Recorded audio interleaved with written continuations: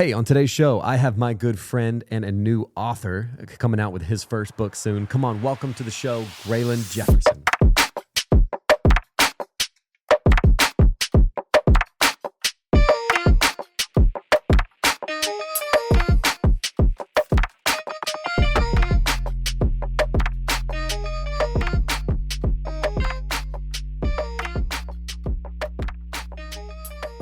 All right, Graylon, here we are. We're here, man. Here we are, dude. So excited. Yeah, it was crazy. I was thinking about it on the drive over here.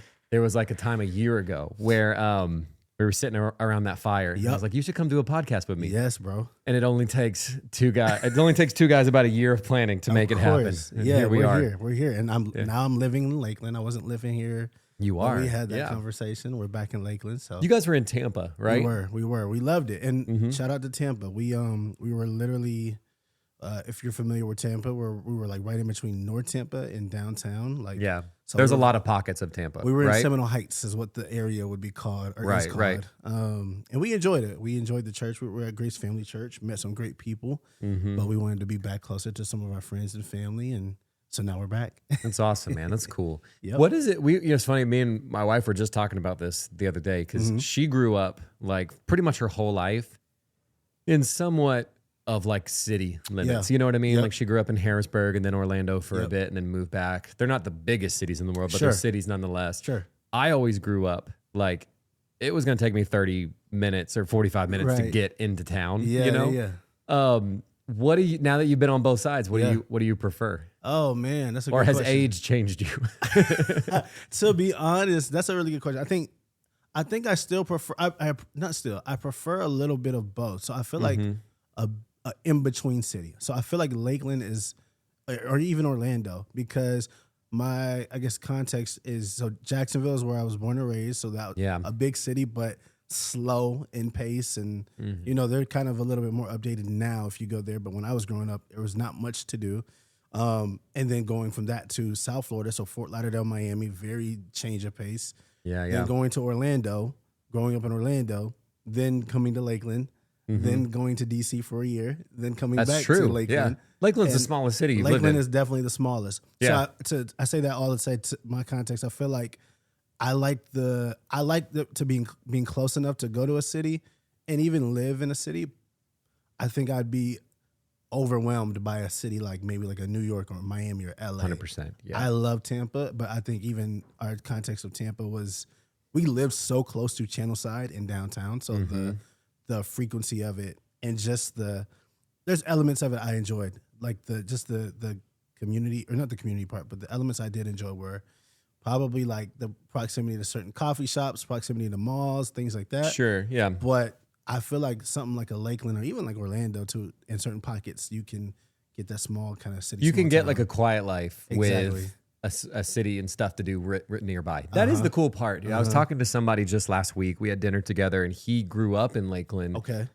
And was like, you know, when he got to college and all that stuff, he's like, I got to go do something. Because at that point, it was just such a different city. Yeah, it is grown a lot now, dude. And even what's crazy, you know, even just a couple years ago, I remember when we moved back a few years ago, we were like, even still, we were like, you know, we may not even still be in Lakeland forever. Right. Because I did grow up like driving distance, but when we would drive, I would drive to like places like Atlanta or stuff like that, you know, and that was a big city. Yes. Dude, I think that the season of life you're in and your age will change you drastically. It does. I think you just worry. Some of the things that you want maybe in your early 20s or mid 20s are you want the city, because you're single or you're young and you want to be in proximity to just be out and what's happening in the city. When you get married, you want to be at the house. You want to be like close to your friends, or even like when you're married and you're like, I remember our 20s, like my wife and I, we were married. I think I was 24, she was 25 maybe. But like we would have probably lived in a city. We actually did, dude. I don't know if I ever told you that. We toured like for a job at one point in New York City and like stuff like that. It was actually for Madeline, not for me. So all props to her. She's Shout incredible. out to Madeline, yes. But she was looking at a job up there and it was actually right when we had just had Leo, our oldest. And I think it was good that we had brought him on that trip because like trying to do a pack and play in a New York City hotel room and like getting our stroller on and off subways because they're not built for, you know what I mean? They're mostly like they're stairs. Yeah. So we had to like both pick it up and carry it up. Goodness. Dude, it was just a lot. I remember being like, as cool as New York is, and I love going there still. I still haven't been to New York City, by the way. You've never been? Ever. I'm going for the first time in April. Really? I've never been. That shocks me. I feel like, yeah, you put off I thought the vibe was like, everyone tells me there. that because, I mean, obviously New York City is a creative, artsy environment, but I've never had a chance to go. It's cool, man. I don't want to like act like it's not. No. Like it's lives up to the hype. Tell me your qualms. No, I've been there a handful of times. Okay. I actually, when we lived in Pennsylvania, I worked for a school, and long story short, like our school was to help. I think you and I have talked about this before. Like we're going to help behavioral students that were going through it. Like either got kicked out of their last school, or they were either kicked out of their last school for like a bad behavior, or they were kicked out for, this sounds bad, but they were like, the school couldn't serve them because they were like on the spectrum or something like that. I know exactly what you're talking about. And there was a incentive is if you did good enough this year, we would take, or did well enough, whatever, we would take a couple of you to New York City. Oh, wow. And I led a part of that trip. So it was actually, I mean, it was a really hard trip to go on. Like they basically couldn't mess up throughout the whole year because I was even scared. I'm like, dude, I have 3 like flight risks here in New York City. Literally. But you're touring it around. You're like, yeah, there's for sure cool stuff. Like if you do Central Park for the first time, that's awesome.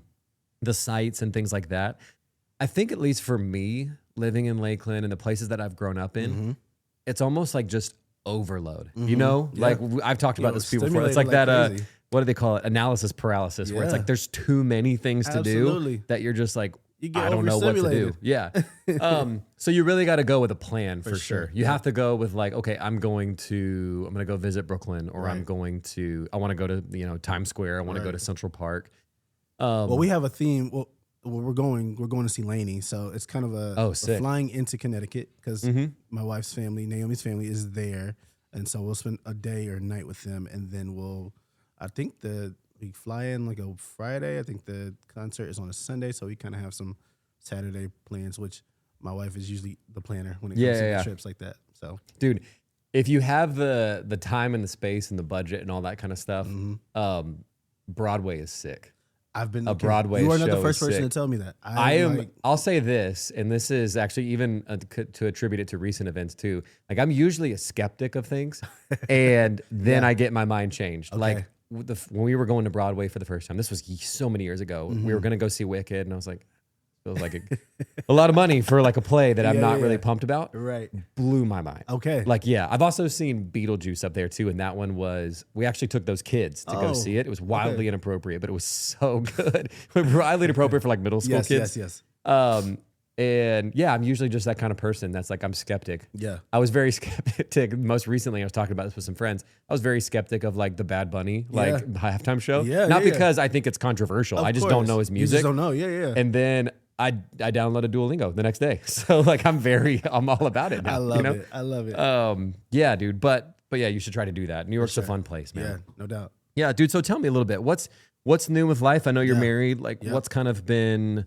what's kind of been going on in your world? Yeah, absolutely, man. Thanks for having me on here. This is so fun. I got married over a year and a half ago. And that's been a blessing, a lot of learning, a lot of just growing and stretching in so many ways, and all the married men can attest to that, and women, I'm sure.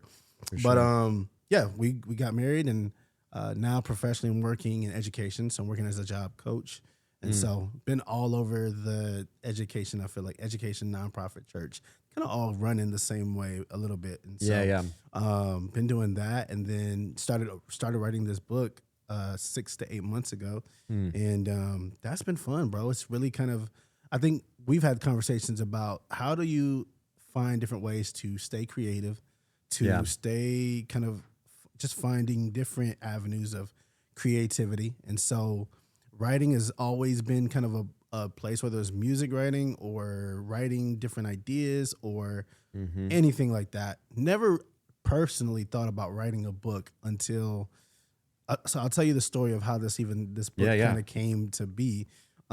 There was three different moments of conversations where someone was like, you need to write a book about your basically your proximity or just your practice and learning how to navigate relationships and friendships. Because people kept saying, "Man, you're such a good friend.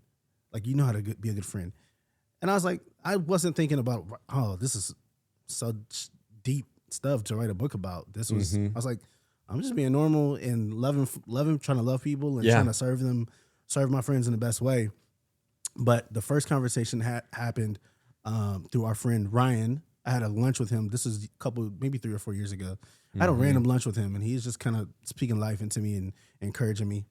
And he was like, "Hey, man, you need to dig into why, for whatever reason, God has given you grace with people of influence, with other people. Just you need to dig into that." And at the time, I was like, "I don't know what you're talking about, bro. I just I know people. Yes, sure, but I love them. It's just regular. To me, it's just regular stuff happening. Yeah, I wasn't thinking too deeply of it."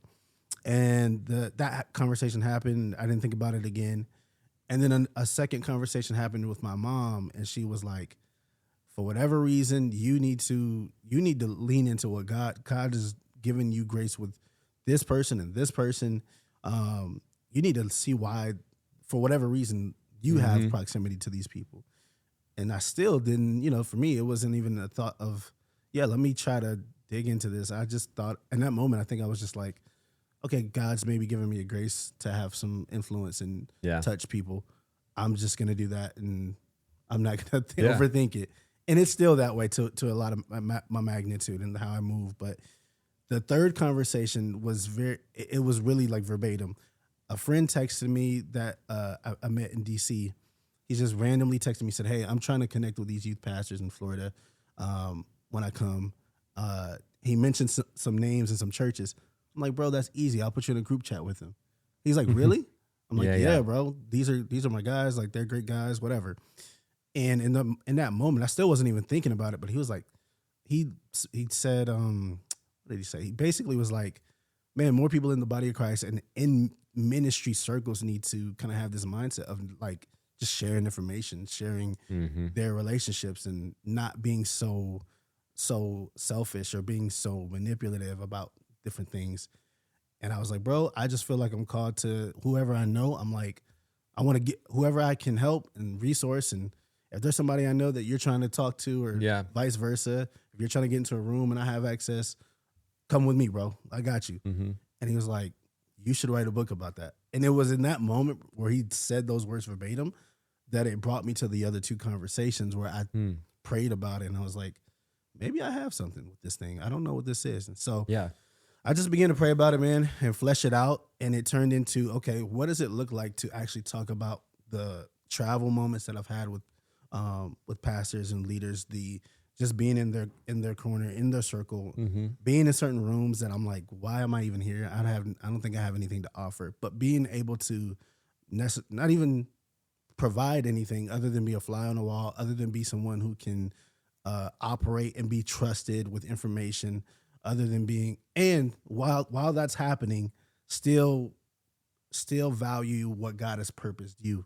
And not get jealous of being in that environment. If there's a reason why I'm there, there's a reason, or I'd say like this, I'm there for a reason, not to get jealous, but to learn from what I'm in proximity to. For sure. And I have to imagine that, like, I mean, you tell me if I'm wrong here, like, but part of what makes you, like, I think what brings that gifting is that you just don't make it weird. You know what I mean? Like, absolutely. You, like, the talking to people is, I feel like you do a great job of, and I've known other people like this as well, where it's like still keeping respect for people who have earned it, but also it's not like a status thing where it's like, oh, you know, I'm at this level, this person's at this level. Absolutely. Or making it like well, I need to get in this circle. Dude, I've seen so many. This is a hard conversation because I get it both in like some context, but like I need to get in this circle because of what that person can provide for me. That's like, you know what I mean? That doesn't really put you in a place where I think you're talking about is, man, I just feel like I'm trustworthy. Absolutely. I know how to just be helpful and like not make it an awkward thing. Absolutely. You know? I think, and to your point, there have been rooms that I've been in where I've seen people be weird and squander. I would say squander an opportunity because you're making it about yourself. And I think in those moments, it's really like you said, if you can really if you know how to talk to people, if you know how to treat people, whether they come with status or not, if it's the person I'm talking to a political figure, and I'm talking to the person on the street that has nothing, the same way. Yeah. Now the what they offer or what they do role wise might look different, but they're both human. Yeah. So it's almost like if we just put careers out of it, you know what I mean, and just made it people. Exactly. Yeah. I think that's the key. And I've seen that kind of be, I guess you could say, my gift in a way where I've been able to, people are just like, yo, roll with me, and they trust me, and they'll provide. I've gotten job opportunities because of trust, not because of skill set. And so I think there's something that leans to. Obviously, I'm not saying don't be skilled. Obviously, be skilled, be gifted, be anointed, all those things. For sure, yeah. But also be trusted, and don't make it weird, and don't make it a selfish thing. What would you say? I think there's here we go. All right, Mike was out for a second. No, I think there's a reality to where you definitely have some probably natural gifting in that as well. What would you say to the person who feels like, I want to be in those kind of spheres, in those rooms? And how do you, I guess, one, how do you check your heart at the door? But also, two, like, how do you, maybe for people who just feel like you get really nervous and then you mess it up, what would you say to those people? Yeah. I mean, one, give yourself grace. You're human. We're even at the end of it, you're going to, there's moments where even when you just talk to people, you're going to be intimidated in certain ways. But I think you have to remind yourself, I have a gift. I have a call. Like, it might not necessarily look like this person's, but that's okay. It doesn't have to. It looks like what God's called me to. So I think that's the biggest thing, is like, remind yourself of what you're called to. When you get around people, and God allows people to trust you, you will not come off as, I'm trying to get close to you because I want what you have. No, it'll come off as, I'm here to serve. I'm here to be a friend. I'm here to support you. What's your vision? What can I do for you? What can I offer and bring to the table? And I think you just have to be confident. I think confidence starts with knowing who you are in Jesus, regardless of like how you look or how you talk or how you communicate. All those things are surface, I think. And sometimes I think people get in their heads of, I don't have that type of swagger. I don't know that type of group. I don't really run in those circles. For sure. You know what I mean? But I think you have to just remind yourself. Yeah. Peter and Paul were both differently equipped, and they gave the church what they needed, but they were both uniquely different. Paul was for the streets. He was really for the people in the streets. Peter was for the people in the church, And so I think you just have to remind yourself, like, okay, I'm here. Yeah, and to each has their own gifting, right? Exactly. Like, yeah, man. I mean, I think we've all probably been in a space like that before, where we were just really, maybe you were younger, maybe you're older, but like you were really trying to be something that you weren't. Yep. And it just feels, it's like when you're wearing clothes that are just obviously too big or too small for you. Like you just feel uncomfortable. You feel like this isn't right. Yep. Yeah, man, dude. I think the thing for me, I've with what I do for work and on the podcast, stuff like that, I've gotten to meet some really cool people.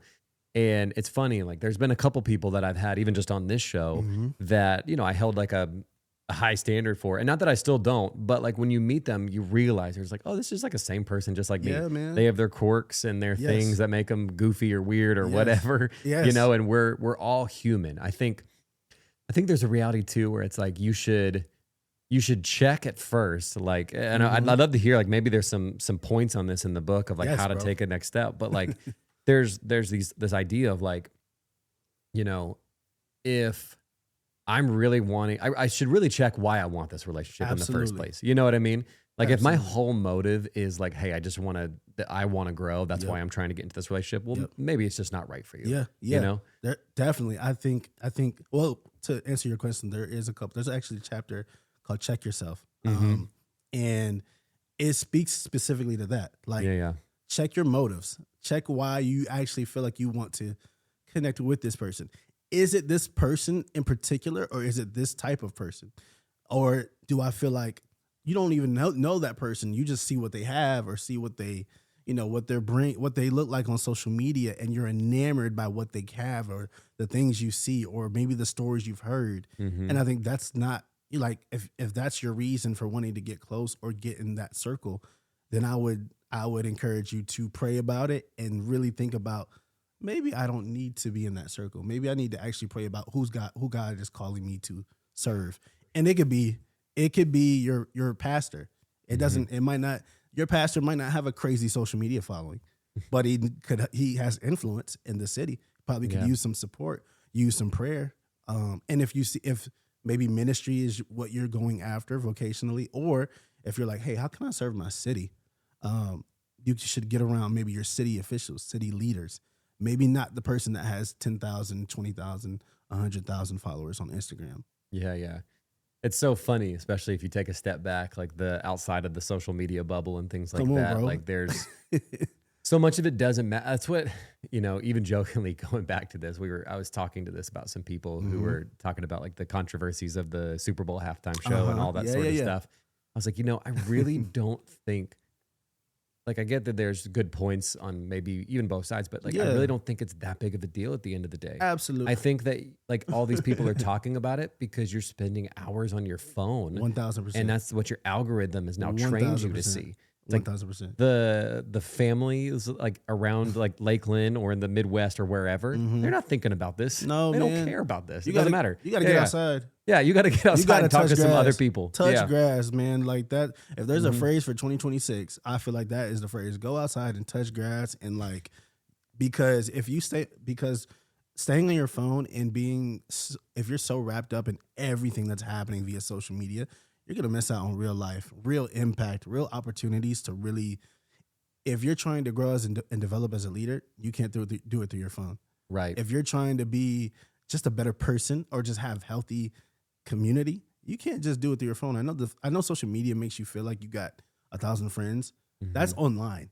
Yeah, yeah. How many friends do you have in real life and that you talk to? And even going back to obviously I would imagine some of the topic of the book is like, if you want to be a person of influence someday, I think it's actually really good for you to unplug as much as you can. Absolutely. Like, and that feels counterintuitive, I think, to people of this generation or this time, where it's like, if I want to be known, I need to be more visible. And so I need to be online. I need to be seen. Right. No, I actually think the opposite. I think that people are really good at seeing like if you actually are legit or not. Yes. And if you're only like, if the only thing backing you is just that you spend a ton of time scrolling, then that's very, very weak. Absolutely. But like, if you're, I think it's really, even in this new year, like I got that brick thing. Have you seen that? Like trying to brick your phone that like closes out all the apps. Yeah. It's great, dude. I might need to get that. It's so worth it, man. I think there's so many ways you could do it. Obviously, that's just one of them. Yeah. But to like physically make your phone like as dumb as possible, so that like you can, go for more runs or have a good conversation with your wife, or like those are little compound things that the more you do them, they build up. Absolutely. They benefit you so much. Yeah. I definitely talk about that in the book as far as being able to take time alone, take time to yourself. I think if you're trying to grow as a leader, there's so many things that you can get wrapped up in online, internet, TV shows. And I'm not saying that those things are not bad. I love shows. Me and my wife are watching Traders right now, so we're tapped into what's going on. But spending all of our time doing that, if my day only looks like going to work, scrolling, and literally going on watching a show with shows, I'm missing out on a lot of opportunity to grow. I'm missing out on a lot of opportunity to impact people locally that I could be pouring into, whether that's a student, whether that's at my church, whether that is, amongst the city, what's going on in Lakeland and in Polk County. There's just opportunity. And I think, again, if you're trying to think about, hey, I want to grow as a leader, I want to be in certain circles, I want to have influence, you need to look at what's going on in your city. You need to look at what's going on and what are the things that are impacting the people. And that's where you can find real life opportunity to grow. Go volunteer somewhere.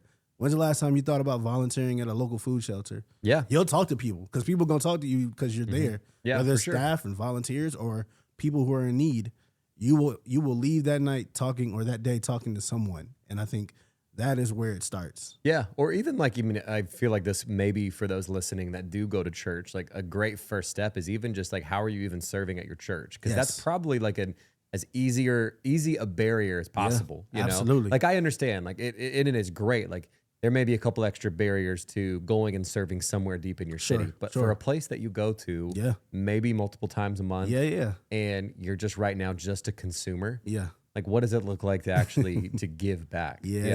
Great. That's huge, man. Yeah, it's cool to see. I think that this is like such a unique topic, but it's such a needed topic too. Because sometimes, like for you and I can understand too, and even sometimes I think about the conversations we're having where I'm like, oh, this is just for us maybe second nature. And I'm not just saying that to pat ourselves on the back, but there are people out there who would say, man, I just don't know where to start. Like I want to do something that matters. Yeah. And how do I do that? Maybe they have had not so great influences around them, or just haven't had the opportunity or whatever the case is. Yeah.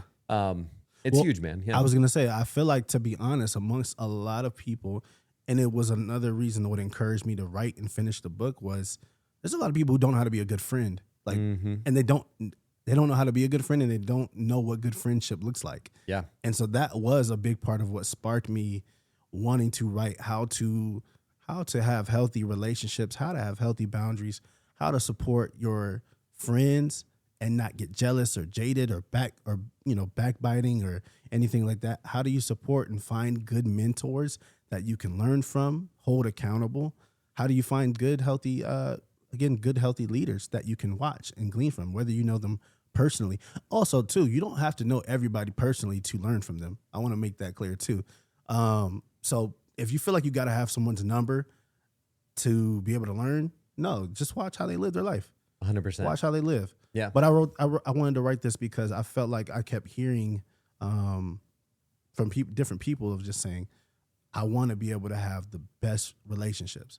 I do feel like relationships are a huge part of our lives and our ecosystem. Yeah.